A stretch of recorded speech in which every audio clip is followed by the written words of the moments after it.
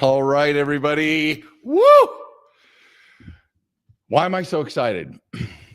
Well, I'm just posing right now because there's no news. Nothing exciting is happening out there. We got a couple of bits and pieces I'm going to share with you. But first of all, let's start out. Remember, we've been talking about bank mergers and everybody. I mean, there's this massive consolidation of financial institutions going on, chiefly because there are so many fintechs. There's so many online banks, web banks, right? There's so much money out there that everybody is doing a land grab. The land they're grabbing are smaller banks, not just smaller banks, because it wasn't too long ago that two massive banks, two top 10 banks, Regions Bank and BB&T, became the sixth largest bank by merging. So, but banks aren't the only ones getting in the game. Credit unions are now starting to buy banks, and bank lobbyists, right? Bank lobbyists represent the banking, call it a cartel, call it whatever you will, but bank lobbyists are now fighting, and regulators are pushing back because credit unions are regulated under the NACUA, the National Credit Union Association. They're not chartered nationally. You can be a national credit union, but most are chartered by states. And so what's happening now is that credit unions under holding company guidelines are now starting to just starting to buy banks. Everybody wants a bank. You know what? I think I'm going to buy a bank. Oh, hold it. I do want to buy a bank because that's how we begin to help fundable borrowers with their auto loans, mortgages, personal loans, etc. Right? If you're super fundable and you've gone through my program and you know what the principles of fundability are, we're going to know it through your borrower behaviors and therefore have lower and better rates. Well, that's my end game here in the future. So I guess I'm just going to be the last guy in line looking to buy a bank, right? And so there you go. So the next super not so exciting news is that there's one entity that is kind of Apple is now making a buy now pay later play, not just with its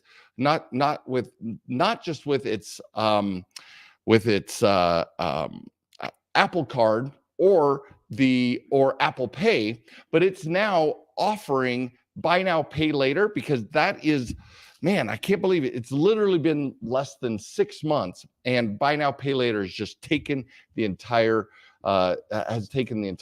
financial marketplace by storm. And as we discussed last week, Equifax announced that they're going to be reporting these buy now pay laters, which are 3 to 4 months, usually no more than 6 months in length. But FICO, I just spent some time with Julie Wooding at a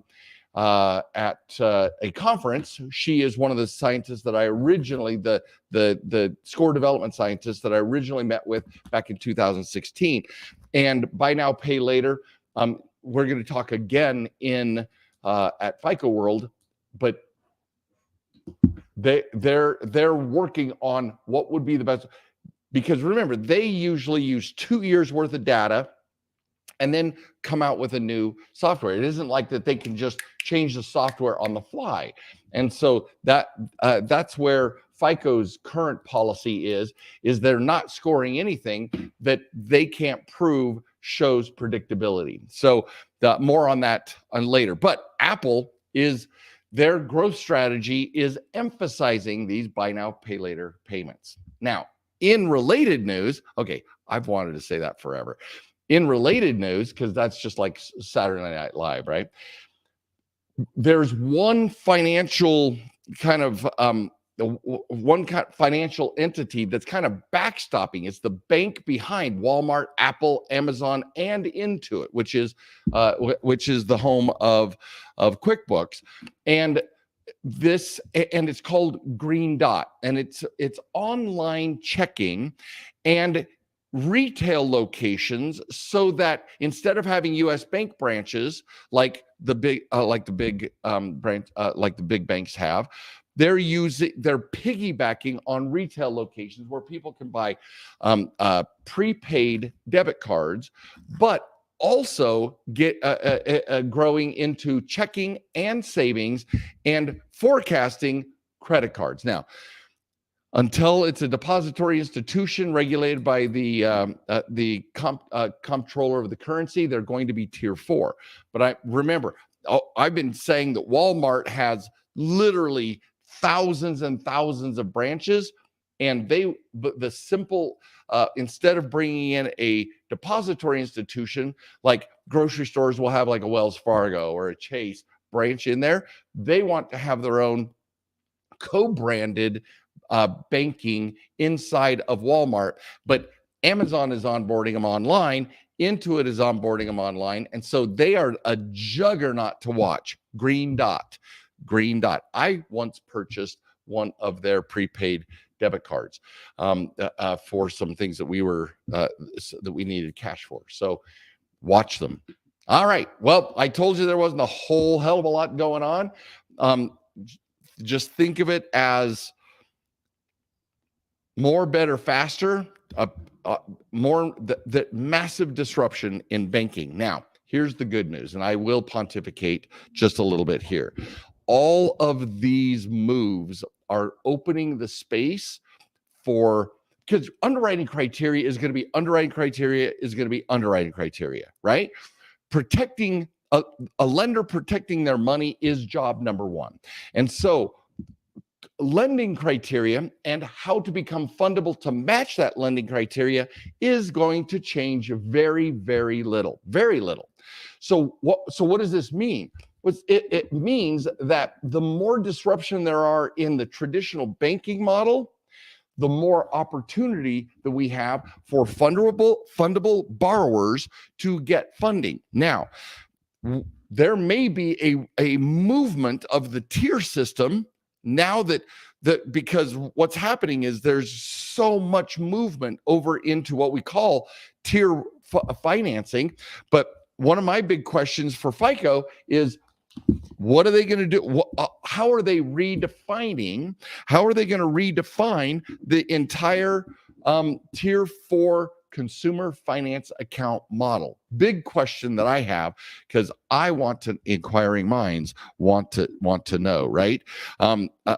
Because, and if they redefine it, if they pull off that's my seek and destroy question for FICO. Because so many people, entities and businesses are moving into this tier 4 space.